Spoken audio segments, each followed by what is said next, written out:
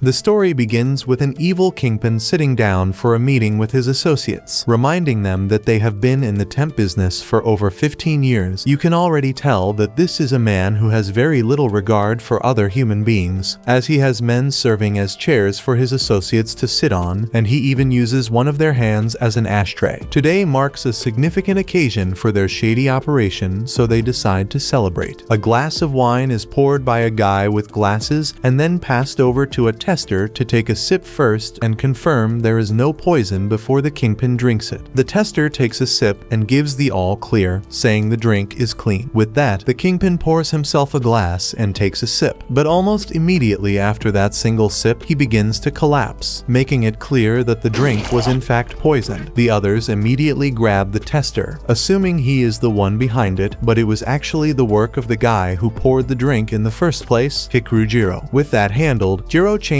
back into his regular clothes and heads home, but on the way he spots a beautiful blonde girl kissing a man inside his car. Gero gets so caught up watching them that he walks straight into a wall. Later that night, after Gero gets home, where he settles in with some ice cream, while his younger sister Akari asks him how he managed to slip the poison past the poison tester. Gero explains that all he did was slowly build up an immunity in the tester over time. He spent 3 months quietly adding small doses of poison to the tester's food until his body was able to withstand a lethal amount. Akari hears this and says that must have been an enormous amount of effort, and Gero admits it definitely was. Nobody would ever expect someone to go to such ridiculous lengths, and that is exactly why they are able to stay in the hitman business. That aside, Akari asks Gero whether he has given any thought to getting married, and Gero nearly chokes on his ice cream at the question. Gero is honestly convinced he has very little hope of ever getting married, especially since he barely comes into contact with women in this line of work. He recalls that their grandmother wants one of them to take over as the new head of the poison clan, and when he told her he could not because he was single, she went ahead and matched him up with a complete stranger from a branch family and nearly pushed him into getting married on the spot. Gero knows this means that if he stays single, the line of poison masters will end with him. Akari acknowledges that, adding that it is not as if she can really picture girls chasing after him anyway. Gero then pulls out his phone and sees a message from the Bugmaster, so he heads out to grab a bite with him. They make small talk for a while and Gero brings up how he plans on spending the rest of his life as a single man, but that is when the Bugmaster mentions that he is actually thinking about getting married soon to a quiet and sweet girl he met not too long ago. Gero genuinely finds this surprising because he always assumed the Bugmaster would end up growing old alone. That aside, the Bugmaster makes a point of reminding Gero that just because he is getting married does not change the fact that they are still good friends. With that said, the Bugmaster activates his bug legs and begins to leave, but Gero calls him back at the last second and tells him that he has always looked at marriage as something negative. But after hearing him talk about it tonight, he is starting to think it might not be so bad after all. The next day, Gero heads to a new job, and on the way there, the man who hired him starts talking about the girls who work at his office, but Gero just brushes it off and tells him to keep his eyes on what they came there to do. That aside, his man goes on to introduce Gero to the next criminal on the list that needs to be taken out, a woman named May, a cold-hearted marriage swindler who has been causing a great deal of trouble. He asks Gero to handle her. Gero wastes no time and injects her with a serum, telling her she is about to experience severe nerve paralysis that will work its way up toward the brain. He tells her that within seconds she is going to be in agony, feeling as though she is being torn apart from the inside. But rather than being frightened by this, May just starts flirting with Gero. Gero does not take the bait and figures it is nothing more than a last-ditch attempt to save herself. May admits that she did con people, but explains that she mainly did it to pay for treatment for her younger brother who is very sick. She says she grabbed every opportunity she could find and took on jobs she could never tell a single person about. But even that was never enough. She coughs up some blood as the poison begins to take hold, and adds that if she is going to die with someone who looks just like the man she loves watching over her, then she supposes that is good enough for her. She looks Gero straight in the eyes and asks him to at least tell her his name before it is over. Gero feels a slight warmth rise to his face as he quietly tells her. Meanwhile, the man watches Gero work through a screen, and the girls around start to wonder why it is taking him so long, questioning whether he is actually as good as people say. But the man just tells them to relax because he comes from the Gero family, one of the oldest and most respected names in the assassination business, so he has no doubt he will get the job done. Back with Gero, he finds himself genuinely wondering whether Mei actually has real feelings for him, but that is when Akari suddenly calls and tells him that she is moving back to the main house because she has decided to help produce the next heir to the Gero family and the new poison master. One of the branch family members is also looking for a partner, so she has decided to simply marry him. Gero cuts her off and tells her she does not have to go that far, but Akari reminds him that their grandmother is completely serious about getting an heir, and even said that if Akari refuses, she will strip away her freedom and force the matter. So Akari would rather do things her own way and on her own terms. Gero asks what will happen to her girlfriend, and Akari simply says she is going to have to end things with her. Gero tells her to hold on and not do anything just yet. He walks back over to Mei and asks her to marry him. He explains that in order to become the head of the poison clan, he needs to be married, and since she at least has feelings for him, he wants it to be her. He also mentions that he would be able to help with her brother's illness on top of that. Mei looks up at him with a bright expression that briefly makes Gero smile, but then her face goes completely cold as she tells him there is absolutely no way she would ever agree to that. She explains that she knew she was going to die anyway, so she just wanted to take one last shot at something for the fun of it, and now she can go in peace. She then tells him that other people fall in love and get married because they are genuinely right for each other, but in his case, he is never going to be a good match for someone he could end at any moment without a second thought. She tells him that if he ever wants to be a good match for someone, he has to start by being honest about how he really feels, because a marriage built only for inheritance will never last. Gero hears this and finally opens up. He tells her that even though he is meant to be a cold-blooded assassin, he still wants a quiet life with someone he loves. He wants someone who will love him for who he is and truly care about his feelings. But he believes that will never happen because he never went to a normal school and never had the chance to meet any girls. He has lived his whole life as a poison master, and he was trained to never open his heart to anyone. Mei starts to laugh when she hears this because he just shared his feelings with her even though they only just met. She tells him it is not as hard as he thinks. All he needs to do is meet different kinds of people, and sooner or later he will find the right one. Then she tells him to just finish the job. As she says this, she begins to cry, realizing that her little brother's medical bills will never be paid now. Suddenly, the handler arrives with his group and tells Gero to stop wasting time and kill Mei already. But Gero refuses. He says he is not going to kill her because he needs her. He believes that Mei must be skilled at bringing people together if she was chosen to marry into their group, so he wants to hire her for that. He promises that he will do everything he can to keep her and her little brother alive, and in return, he wants her to help him find someone to marry. Mei is surprised and a bit excited when she hears this, because no one has ever said something like that to her before, but a bullet suddenly flies past her face. The handler says he is disappointed in Gero, and now he has no choice but to kill him. He adds that killing the heir of the poison master will push them to the top of their field. Gero says that the handler and his group ruin people's lives by stealing jobs from ordinary people and then blackmailing them with what they find. Gero explains that he only kills bad people without guilt, so that means they all qualify. Gero then injects himself with one of his serums, and it affects his body right away. His eyes turn green, and he puts on a gas mask. The handler and his group start shooting at him without holding back, but when the bullets stop, both Gero and Mei are gone. The handler looks up and sees them on the ceiling, but by then it is already too late. In the next moment, all of his men are on the ground, weak and unable to stand, because Gero has poisoned them. Mei is shocked to see how skilled Gero really is, because she thought he was just talking before. Gero tells her that he only used his 300 torments of hell poison, so they will not die, but the pain and fear should be enough to keep them from doing this kind of work again. After that, Gero calls Akari and tells her not to break up with her girlfriend, because he is going to get married and take over as the new head of the poison clan. Akari is happy to hear this. At that moment, the handler tries to escape. However, he runs straight into a one-way mirror and gets stuck. Gero then throws a poison needle into his back, giving him the same effect as the others and stopping him from getting away. After that, they leave the building and get ready to enter a taxi. body. May still cannot move because she is in the chair, so she asks Gero to carry her. Gero starts to panic right away because he has never touched a girl outside of work. May tells him to relax, then reveals that she is actually a guy. This shocks Gero and leaves him speechless. They go to a hotel where Gero confirms that May is really a guy. He asks why May wears women's clothes. May explains that he dresses as a woman when he tricks men, and dresses as a man when he tricks women. He says it is more fun to play both sides. May then promises Gero that by the time he is done helping him, he will be able to attract both men and women. May tells Gero that he has already signed him up for a matchmaking event and asks him to fill in his details. The next day, they attend the event and notice that there are far more men than women. To fix this, May dresses as a woman and draws attention from many of the men, which reduces the number of rivals Gero has to deal with. Gero learns that first impressions matter a lot, so May decides they need to find his natural charm and bring it out. When Gero talks to his first girl, he immediately tells her that he makes millions of dollars every year. This causes her to lose interest and reject him. When he tells May what happened, May is not surprised. He explains that leading with money only makes him look arrogant. May tells Gero to smile more next time. When Gero tries this with another group of girls, his smile looks forced and uncomfortable, and they all reject him. By the end of the day, Gero becomes frustrated because everything went worse than he expected. May then shows Gero a dating app that he signed him up for and tells him he already has a date. Later, during the date, Gero struggles to eat because he was trained as a poison master to never eat food he did not prepare himself. By the time he finally gathers the courage to take a bite, his date has already left. After all this, they decide to stop for the day and try again tomorrow. As May turns to go home, a jeep suddenly drives past, and someone pulls him inside before speeding away. Gero sees this and runs after the car, but he cannot catch up. Inside the car, the man asks May what he did to his older brother, the handler from earlier, and why he suddenly left the family cleaning services. May says he knows nothing about it, but the man does not believe him. He shoots a lead pellet at May from his mouth, which hits his face and causes pain. May still denies any knowledge. The man prepares to fire again. At that moment, the driver sees Gero standing in the middle of the road. They decide not to stop and try to run him over. Just before the car hits him, Gero jumps over it and strikes it with a special thermo poison. The attack is strong enough to split the moving car into two parts. Gero chases the broken car and catches up. As May's side of the car begins to fall off a bridge, Gero reaches him just in time and pulls him to safety, while the others fall into the water below. As Gero holds May, he returns the phone May dropped earlier and thanks him for the day. He says that because of May, he was able to meet many girls in one day. He admits that he is not good at this, but he still wants May's help. May realizes that Gero did not even get a single contact from the event, so he asks for Gero's number. May becomes Gero's first real friend, even though he doubts he will make many more. As they walk back together, May looks at Gero and feels drawn to him. In that moment, he understands that this is Gero's true charm. The next day, May shows Gero a flyer and tells him to meet her the following afternoon at the Avocado Oceanic Art Gallery. Gero has absolutely no idea how an art gallery on a cruise ship has anything to do with helping him find his charm, but May just tells him to trust the process and go along with it. Then the next day, May meets up with Gero at the entrance to the cruise ship and Gero is genuinely stunned by how beautiful she looks. Shortly after, the two of them step inside the art gallery and Gero is immediately caught off guard by just how breathtaking the scenery inside is, though he still cannot figure out why May brought him here of all places. May then explains that today is going to serve as his rehearsal for what a first date should actually look and feel like, with her playing the role of his date. She points out that even if Gero were to somehow manage to get a girl's number and set up a real date, the way he carries himself right now would make the whole thing go terribly, so she thinks it is far better to go in having practiced and prepared properly. Their mock date gets underway and May starts deducting points from Gero every time he comes across as either too stiff or too awkward in the way he acts. But then, after a little while of walking around, Gero stops in his tracks when he spots a 40-year-old DIY candy kit on display, valued at over 30 million yen. Something about it gets Gero talking naturally and with genuine personality, and he ends up having a surprisingly charming conversation with May all about the candy kit without even trying. May is impressed enough to award him 30 bonus points on the spot caught, and for the first time she feels a real sense of hope for what he might be capable of. A little while later, Mei draws Jiro's attention to a strange-looking man sitting on the floor nearby, fidgeting away to himself, and she asks Jiro what he makes of him. Jiro's first instinct is that the man must either be homeless or dealing with some kind of mental health issue. But then a group of tourists suddenly spot the man and immediately flock around him in excitement. Mei explains that the man is none other than Mr. Shiratori, one of the most celebrated and well-known young painters in the entire country. She uses him as a living example to show Jiro that people are generally drawn to others because of their unique talents and gifts. Mr. Shiratori might look and behave in a way that seems completely odd to a stranger, but his fans would not have him any other way because he has already won them over entirely through his extraordinary ability. Jiro takes that on board, but tells her he does not think he has anything like that going for him. Mei tells him that he is wrong about that. She brings up what happened back with the handler, where he cleared out an entire room full of dangerous men and got her out of there all on his own. She tells him she has absolutely no doubt that something like that is a genuine part of his charm. With that said, she tells him to forget about dating apps and matchmaking parties because she believes the best way for him to find a partner is by helping people. She suggests things like rescuing hostages, protecting important people, and letting girls notice him while he does good work. Jiro is surprised by this idea because he is a poison master and his usual job is to assassinate people. However, Mei explains that there is no rule that says he cannot also help others. Hearing this makes Jiro start to think about it seriously. Later that night, the guards notice that a valuable piece of artwork is missing. They quickly assume that Haimkawa is responsible. The guards inform the ship's pilot, and he starts checking for any nearby boats that might have left the cruise ship. When he finds nothing, they conclude that Haimkawa must still be somewhere on board. What they do not realize is that Haimkawa is already far below sea level, moving toward land with her shark, Chomsky. She arrives near the shore and sees her teammates waving at her, so she believes she has escaped safely. Suddenly, a whirlpool forms and pulls her teammates in, catching her by surprise, and then a person in a white suit jumps down toward her. At the same time, Jiro and Mei are at a buffet. Jiro is now seriously thinking about the idea of saving people, so he asks Mei where he can find jobs like that. Mei shows him a website called Dark Nav, where different kinds of jobs are listed, including capturing criminals and stopping smugglers. She is surprised that Jiro has never heard of it before, and Jiro explains that he usually gets his work through brokers. Jiro spends some time looking through the website until he finds a rescue mission involving Haimkawa. The report says that she has been captured by bandits who are demanding the return of artworks that law enforcement has taken in exchange for her release. Haimkawa is known by many as a famous thief, but the truth is different. Wealthy and cruel collectors often steal art from people who cannot defend themselves, and Haimkawa secretly returns those stolen pieces to their rightful owners. Because of this, she has loyal supporters. A fan club dedicated to her is the one that hired Jiro to rescue her. Mei is not at all surprised that Jiro is the only one who showed up for the job, since there would not be many people willing to take on something this high risk for such little pay, though she figures this might actually work in their favor, because with barely any competition around, it gives Jiro the perfect opportunity to step up and be her knight in shining armor. Jiro introduces himself as one of the poison masters, and the men who hired him are visibly stunned to find themselves in the presence of an actual poison master. Meanwhile, the kidnapper leans over to Haimkawa and taunts her, telling her he has never come across anyone as beautiful as her before and asking her to switch sides and join him. But Haimkawa refuses flat out, telling him that she only steals for causes she genuinely believes in and that her mission is to return every piece of artwork he has stolen back to the people it rightfully belongs to. One of the paintings he took belonged to a little girl whose mother had passed away, and Haimkawa once made that little girl a personal promise that she was going to steal it back for her no matter what. The kidnapper gets irritated hearing all of this and calls Ushio over, who grabs her by the throat and dumps water over her without a second thought. Meanwhile, Jiro and Mei get the rescue mission underway and work their way through a mall. That is when they come around a corner and run straight into two guards armed with guns, but Jiro steps right in front of her and drops both guards with a single split kick before they can do anything. Mei starts to think she should just hang back and sit the rest of the mission out, but Jiro reaches down and helps her back up, telling her plainly that he needs her with him which is enough to give her the boost of confidence she needs to keep going. Meanwhile, Ushio continues to pour his ferrofluid over Himekawa, but the boss tells him to cut it out and go deal with the intruders who have just broken in, so Ushio heads off to take care of them. Back with Gero and Mei as they continue pushing forward through the ship. Gero starts quietly rehearsing the lines he plans to use on Himekawa when he finally gets to her. That is when they walk straight into another group of guards blocking their path, but Gero handles all of them with ease using his martial arts, casually taking each one down while continuing to practice his pickup lines out loud with Mei in between strikes. They both then enter an elevator together and go down to the lower area. At the same time, the boss aims a gun at Himekawa. At first, she thinks he is going to kill her in a weak way, but then he changes and points the gun at the painting instead. He tells her to obey everything he says, or he will destroy the painting. Himekawa immediately realizes it is the same painting she promised to return to a small girl. She cannot allow it to be damaged, so she agrees to follow his orders without resistance. Then suddenly, the boss's arms are blown off by an unknown force, and he becomes extremely scared and starts panicking. After that, a strange being appears from the wall, moves into his body, and burns him alive from inside. However, this is not actually happening in reality. It is only a hallucination created because of the poison that Gero had previously given him. Gero then walks forward calmly and introduces himself to Himekawa. He tells her that he is the master who has come to rescue her. Himekawa is shocked that a master personally came to save her. She also quickly tells Gero that she does not have enough money to pay him for this job, which catches him completely off guard because he did not plan what to say next after his introduction. Right after that, Mei enters the room and starts trying to remove the chains that are holding Himekawa, but suddenly, Ushio appears from behind and grabs Himekawa tightly, stopping her movement. In response to this, Gero immediately injects himself with an augmentation serum that increases his physical abilities many times over his normal limit. He then rushes straight toward Ushio,